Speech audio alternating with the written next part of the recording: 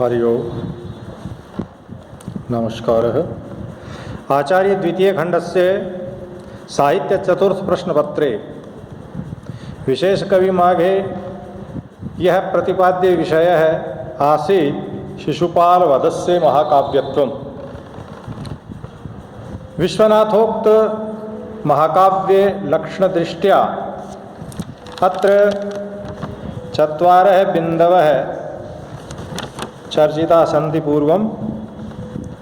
तत्र एक महाकाव्यस्य एक एव नायको भवेत्। अस्मिन् काव्ये श्रीकृष्णः यादवकुल यदुकुल शिरोमणि श्रीकृष्णः अत्र महानायकः अस्य महाकाव्यस्य वर्तते। द्वितीय बिन्दु महाकाव्ये शृंगारवीर शान्तानाम् एकः प्रधानो रसो भवेत्, अन्ये च सर्वे रसाः अंगभूता भवन्तु। एतस्मिन् विषयेपि अत्र प्रतिपादितं यत् अस्मिन् महाकाव्ये वीररसः प्रधानः, शृंगारादयश्च अंगभूताः रसाः सन्ति। सर्वे नाटकसन्धयः अत्र पंचसन्धये मुखप्रतिमुखाद्यः पंचसन्धयः अत्र सन्ति। तृतीय बिन्दु आसीत् महाकाव्यस्य कथावस्तु ऐतिहासिकं भवेत्। धर्मादि पुरुषार्थेषु कश्चिदेकं पुरुषार्थः अस्य फलं भवेत्। शिशुपालवधस्य इतिवृत्तम् ऐतिहासिकं वर्तते, यतोहि महाभारतस्य सभापर्वतः उद्धृतमिदं वस्तु। श्रीकृष्णेन शिशुपालस्य वधः कथं कृतः इति पौराणिकं घटनामेकाम् अवलम्ब्य महाकाव्यमिदं विरचितमस्ति। शिशुपाल वधात्मकं दुष्टदलनरूपं फलमत्र विद्यते।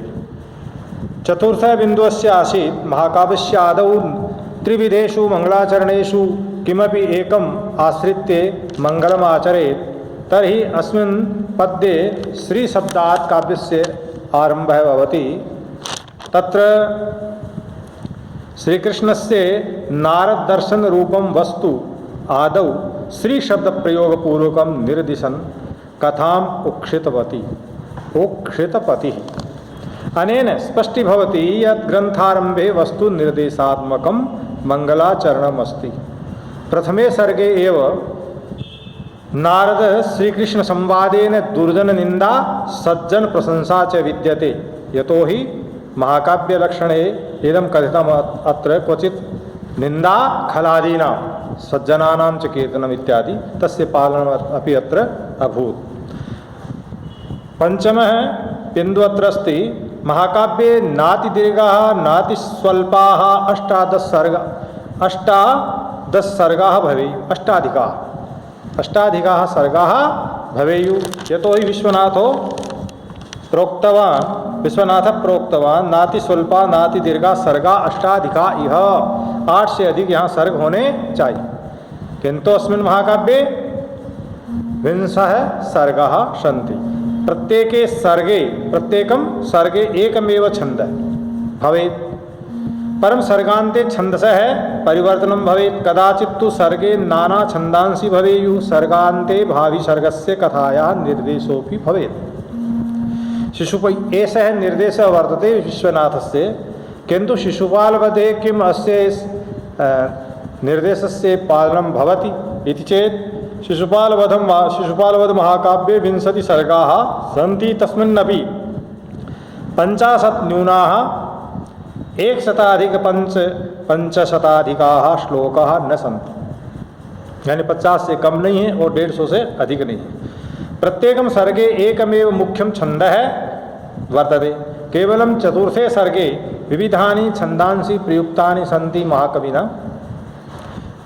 प्रत्येकं सर्गान्ते भावी सर्गस्य कथायाः सूचनम् अत्र विद्यते। षष्ठमः बिन्दुः अत्र वर्तते महाकाव्ये संध्या सूर्येन्दुरजनी प्रदोषध्वांत वासरा। संध्या काल का, सूर्योदय का, सूर्यास्त का, चंद्रमा के उदय का, चंद्रमा के अस्त का, प्रदोष का, मध्याह्न का, धूप का, छाँव का, शिकार का, शैल का, पर ऋतु का, युद्ध आदि का, यात्रा का, विवाह का आदि वन आदि का वर्णन होना चाहिए। तो महाकाव्य में ये पर्याप्त मात्रा में मिलता है। महाकाव्य संध्या सूर्येन्दु रजनी प्रदोष ध्वांत वासरा शैलर्दु युद्ध यात्रा विवाह वन समुद्रादय है यथा योगम वर्णनीय भवन्ति। शिशुपाल वधे तत्सर्वथा अनुसृतमस्ति।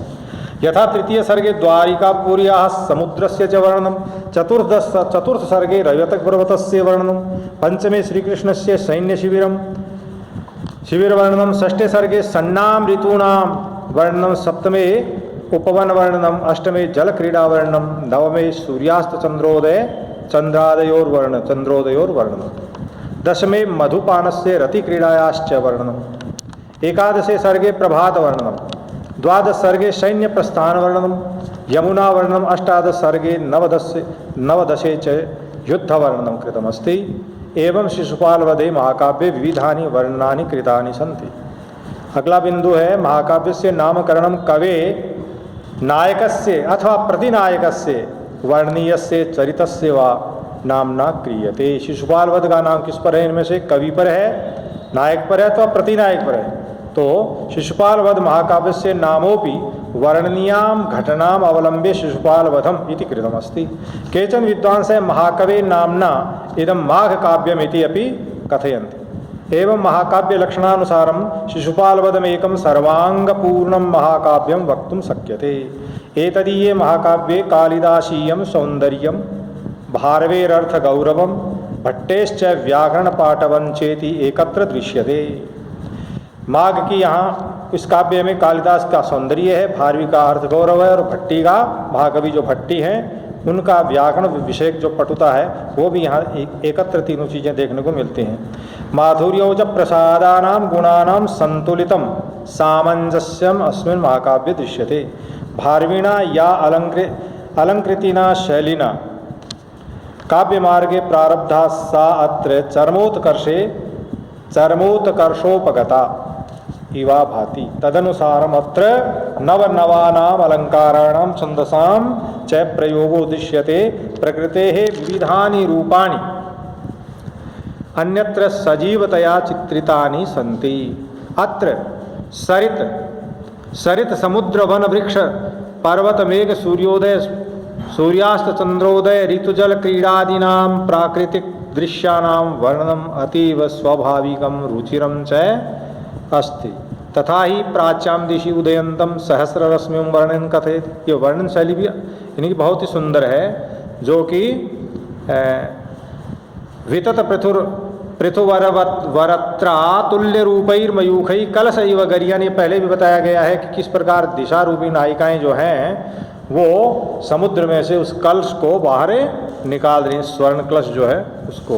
तो उसमें पनिहारियन जिस प्रकार कुएं से पानी भरती हैं तो कोलाहल होना वहाँ स्वाभाविक है, उसी प्रकार यहाँ भी प्रातः काल पक्षियों के होने वाले कलरव के बहाने उस कलरव के साथ जो है दिशा रूपी नायिकाएं उगते हुए सूर्य को जो है जो समुद्र इसमें डूबा हुआ है उसको निकालने के लिए सूर्य की किरणें ही मानो उनकी रस्सियाँ हैं और उन रस्सियों को खींच रहे हैं अपनी ओर, आकाश में उठा रही हैं। अर्थात सर्वतः प्रसृता भी स्थूल रज्जुभिरिव किरणैः आकृष्यमाण गरियान कलशम इवायम सूर्य है। चपल विहंगम कलरव व्याजेन कृतकोलाहलाभिः दिग्वधूभिः समुद्र जलात् निस्सार्यति। किम निस्सार्यति? कह निस्सार्यते? सूर्य निस्सार्यते। एवमेव पितृकल्पस्य रैवतपर्वतस्यांके निर्भयाः सत्यः क्रीडन्त्यः पार्वत्या नद्यः स्वपतिं समुद्रं निक्षायान्ति। पुत्र्या पतिगृहे प्रस्थानोत्सवे रैवतपर्वतः पक्षिणां करुणस्वरेण रोदितीव प्रतीयते। ये पहले बताया था कि अपसंकमंक परिवर्तनोचिता, ये चौथे का 47वां श्लोक है, जिसमें नदियों का गमन जो है उद्गम स्थल जो है रैवतक है और उससे निकलती हुई नदियों का चित्रण किया गया है। प्रकृति चित्रण में भी उपमा का सौंदर्य देखने वाला है यहाँ, जो कि प्रसिद्ध घंटा माघ वाला पद्य उसमें देख सकते हैं। उदयति विततोर्ध्वरश्मि रज्जा वहिमरुचौ हिमधाम्नि याति चास्तम वहति गिरिरयं विलंबि घंटा द्वय परिवारित वारणेन्द्र लीला। ये जो पद्य है माघस्यालंकार प्रियता तो अतीव प्रथिता वर्तते। अत्र प्राय सर्वे शब्दालंकारा सर्वे अर्थालंकारा विपुलतया प्रयुक्ता सन्ति। वैशिष्ट्यमिदमस्ति यदत्र सर्वे एव सर्वे एवालंकारा स्वतः एव अहम अहमिकया मैं पहले के द्वारा प्रस्तुतायु दृश्यन्ते प्रस्तुत हुए दिखाई दे रहे हैं। एतदीया अनुप्रास छटा तो सर्वत्र दर्शनीया वर्तते, जो कि वसंत ऋतु के चित्रण में आ रहा है। मधुरया मधुबोधित माधवी मधु समृद्धि मत समेधित मेधया मधुकरांगनया मुकुरुन्मद ध्वनिभृता निभृता क्षरमुज्जग इत्यादि के द्वारा प्रतीयते यन् मधुकर गुंजनेन सह कविवर स्वयमेव गुंजने प्रवृत्तो भूत एवमेव वसंत वर्णने द्रुत विलंबित छंदसी यमक छटा मणिकांचन संयोगम प्रस्तौति। एतदीया उपमा तो अनुपमा एव प्रतीयते। अत्र विहंगराजांगरुहैरिवायते हिरण्यमयो मयोर्विरुहवल्लितन्तुभिः कृतोपवीतं हिमशुभ्रमुच्चकैर्घनं घनान्ते तडितांगणैरिव। मेघ के समान जो नारद जी की तुलना की गई है उसका चित्रण है। अत्र धृत है यज्ञो पवीत देवर्षि नारद शरत्कालिकेन स्वच्छ मेघेनोपमित अन्ये भी बहवो अलंकारा प्रतिपदम दृश्यन्ते परम विस्तृति भयात् न लिख्यते। वस्तुतः किम प्रकृति वर्णनम किम अलंकार चित्रण किम कल्पना गांभीर्यम किम वर्णन वैचित्र्यम किम सरसता समुत्पादनम सर्वमेवात्र महाकाव्यस्यास्य उत्कृष्टत्वं साधयन्ति। ये महाकाव्य उत्कृष्ट महाकाव्य का उदाहरण है। महाकाव्योचित जो गुण हैं वो सारे गुण लगभग यहाँ पर प्राप्त होते हैं। ये वर्णन यहीं पूर्ण होता है। धन्यवाद।